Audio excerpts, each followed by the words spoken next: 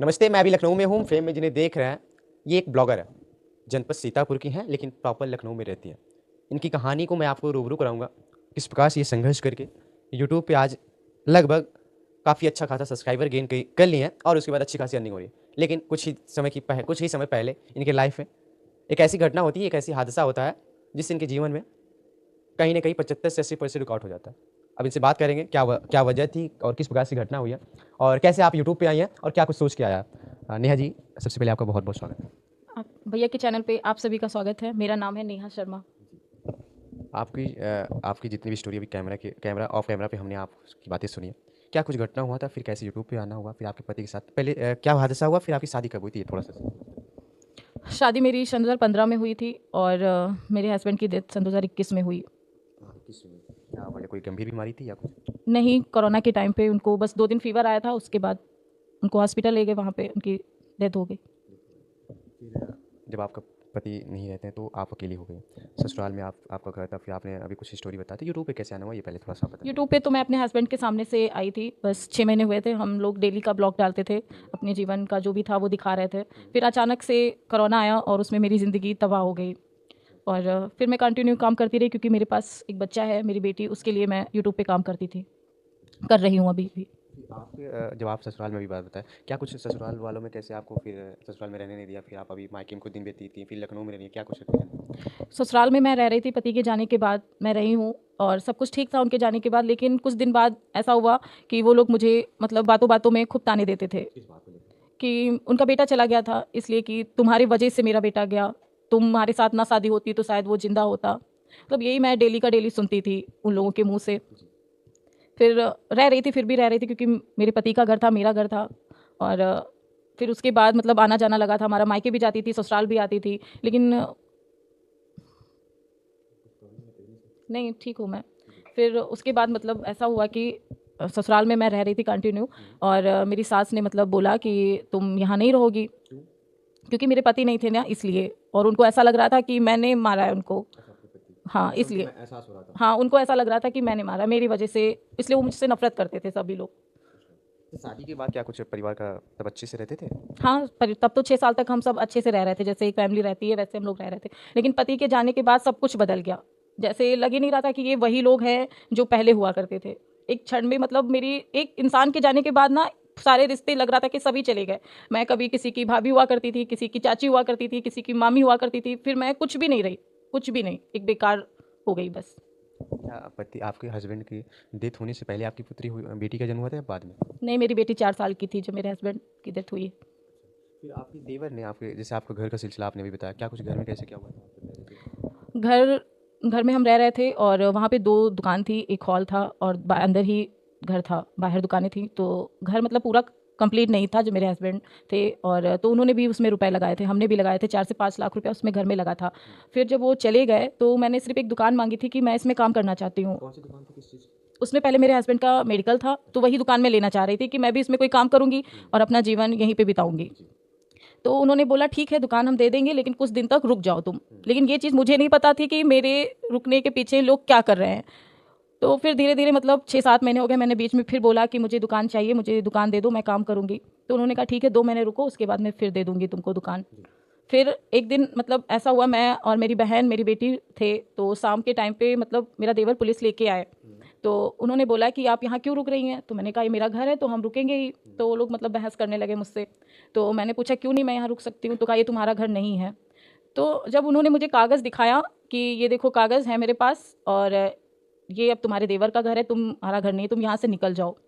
तो मैं समझ नहीं पा रही थी कि आज मतलब मेरा घर और आज मेरे पति नहीं हैं और ये 6-7 महीने के बाद ही मुझे कागज़ दिखा रहे हैं। ये किस चीज़ के कागज़ जो मुझे दिखाए जा रहे हैं?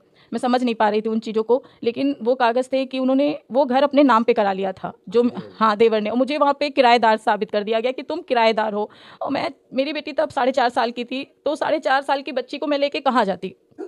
तो मैं समझ नहीं पा रही थी। तो वहाँ से मुझसे बोला कि कल आप घर खाली कर दीजिए। तो मैंने कहा नहीं, मैं घर खाली नहीं करूँगी। तो मैं नेक्स्ट डे थाने गई, वहाँ पे मैंने एप्लीकेशन डाला। तो जब मेरे देवर को वहाँ पे बुलाया गया तो उन्होंने कागज़ दिखाए कि ये कागज़ हैं। कौन सा थाना था आपका? पिसावा थाना। पिशावा, हाँ, सीतापुर जनपद। हाँ, सीतापुर पिसावा थाना था। तो उन्होंने जब कागज़ दिखाए तो वहाँ के मतलब सर ने बोला कि ये आपका घर नहीं है, ये आपके देवर का है, तो आप इस पे अपना हक मत जताइए। मतलब उल्टा मुझे पे मतलब वहाँ पे सवाल जवाब होने लगे। आप ज़बरदस्ती क्यों कर रही हैं, अपने देवर के मकान पे ज़बरदस्ती कर रही हैं? तो मैंने कहा नहीं, ये मेरा घर है, मैंने भी इसमें रुपए लगाए हैं, ऐसा कैसे हो सकता है? मेरे पति और मैं रहती थी, तो मेरे देवर ने बोला ये किराएदार थे, मुझे नहीं पता है कि ये यहाँ पे कैसे रह रहे थे। तो मेरी मम्मी को मैंने कॉल किया, तो मम्मी ने कहा ठीक है हम आएंगे, तो वहाँ पे मायके बातचीत, वाली मम्मी? हाँ मायके वाली मम्मी। तो वहाँ पे हमारी बातचीत हुई, तो मैंने सास से भी मिली, तो उन्होंने मतलब साफ इनकार कर दिया कि हम तुमको नहीं जानते हैं, तुम लोग हो सासू कौन। माँ आपकी बोली हाँ आपको नहीं जानती? हाँ, नहीं जानते हैं। तो मैंने कहा चलो मुझे नहीं जानती हूँ, लेकिन जो ये बिटिया उसको तो जानती हो ना? तो उन्होंने कहा नहीं, हम किसी को भी नहीं जानते हैं, तुम चाहे जहाँ जाओ, मुझसे इससे मतलब नहीं है। अच्छा, वो जो ज़मीन था, जिस ज़मीन पे आप घर घर में रहती थी, वो आपके ससुर के नाम पे होगा ना? क्योंकि जिसमें ससुर का नाम पे होगा तो तभी देवर का नाम होगा, फिर आपका नाम होगा। ससुर के नाम पे होता तो शायद आज वो मुझे हिस्सा देते, चाहे जैसे देते, लेकिन वो ज़मीन ऐसे ही खरीदी गई होगी, जैसे भी उन लोगों ने खरीदा होगा, उस पर कोई मतलब रजिस्ट्री वगैरह नहीं थी। और वो कागज़ जिस तरीके से उन्होंने लिखवाया, उस स्टाम्प पेपर पे लिखा हुआ ससुर का जो भी लिखा हो जिनसे खरीदा होगा, तो वो मेरी सास के पास था। और मेरे हस्बैंड के जाने के बाद, मेरे ससुर भी नहीं है ना, हाँ ससुर की डेथ पहले हुई, उसके बाद मेरे हस्बैंड की हुई है। तो मेरे देवर ने जिनसे खरीदा था ससुर ने, उनसे जाके अपने नाम पे करवा लिया। अच्छा, पहले मतलब रजिस्टर्ड ही नहीं था, फिर आपके हस्बैंड के डेथ होने के बाद फिर उन्होंने अपने रजिस्ट्री अपने नाम करवा 7 लिया। महीने बाद उन्होंने करवा लिया। अच्छा, क्या कितने उस समय आपके कितने देवर, आपके पति कितने भाई थे? मेरे पति 2 भाई थे, 1 देवर है मेरा। अच्छा, आपके पति बड़े थे। हम्म। तो फिर आपको उस घर से निकाल दिया गया? हाँ, मुझे उस घर से निकाल दिया गया। फिर आप कहाँ गए उस समय? मैं अपने मायके गई, और मायके में 3 साल तक मैं रुकी हूँ, और आज लखनऊ में रेंट के मकान पे रह रही हूँ अपनी बेटी को लेके। तो कैसे कुछ खर्चा वर्चा चलता होगा आपका? यूट्यूब पे ही डेली ब्लॉग डालती हूँ, उसी से जो भी आता है अर्निंग, उसी से मैं खर्चा चला रही हूँ। मेरा कोई सपोर्ट नहीं करता है, कोई भी नहीं। जिस डेट से वो गए हैं, उस डेट से सारे रिश्ते मेरे लिए ख़त्म हो गए, सबने मेरा साथ छोड़ दिया, कोई नहीं है मेरे साथ में। हाँ, जैसे शादी आपकी नहीं हुई, 2015 में शादी हुई थी हाँ। आपकी, तो जब आप मायके गई तो मायके वाले नहीं क्या कुछ कभी किया कि आपकी दूसरी शादी करवा देते हैं क्या कुछ? नहीं, मेरे घर में ऐसा कुछ भी नहीं था, कि दूसरी शादी की कोई बात ही नहीं थी, ना अभी भी नहीं है। क्योंकि उस घर की एक बेटी है जिसका हक बनता है कि वो अपने घर में अपना, उसको हक मिलना चाहिए। उसी के लिए हम लोग अभी भी की आस है कि हाँ शायद मुझे मिल जाए। लेकिन जब भी जाती हूँ, अभी भी मैं जाती हूँ, जब मेरा मन करता है मैं अपने घर जाऊँ, देखने का मन करता है तो जाती हूँ, तो मेरा देवर ना सारे दरवाजे लॉक कर देता है, सब दरवाजों में ताले लगा देता है कि हम अंदर नहीं जा सकते हैं। अच्छा, उस ज़मीन को जिस घर में रहती तो उसमें देवर रहने लगा, रजिस्ट्री करवा लिया। बाकी जो ज़मीनें थी उसमें तो आपका हक होगा, जो आपके ससुर के नाम पे होगी? ससुर के नाम पे गाँव में है, लेकिन वहाँ भी हमारी कोई एंट्री नहीं है, कहीं भी नहीं, मतलब मुझे जाने ही नहीं दिया जाता है। तो आपने कुछ कानूनी कार्रवाई नहीं की इस पे? मैंने किया है, सब कुछ किया है, लेकिन कहीं से भी मुझे न्याय मिला ही नहीं। हमेशा मुझे यही सुनने को मिला, अभी तुम्हारी थाने से तक मुझे यही सुनने को मिला हर जगह से, कि तुम्हारी भी एज ही क्या है, तुम शादी कर लो, यहाँ के पीछे क्यों पड़ी हो, यहाँ से जाओ। तो आपका कभी कुछ मन किया कि मैं भी, मेरी लाइफ अभी कोई बची है, या मैं भी वैसी नहीं हूँ कि मैं कोई दूसरी शादी कर लूँ, मेरी बेटी है, उसका अच्छे से लालन पालन हो?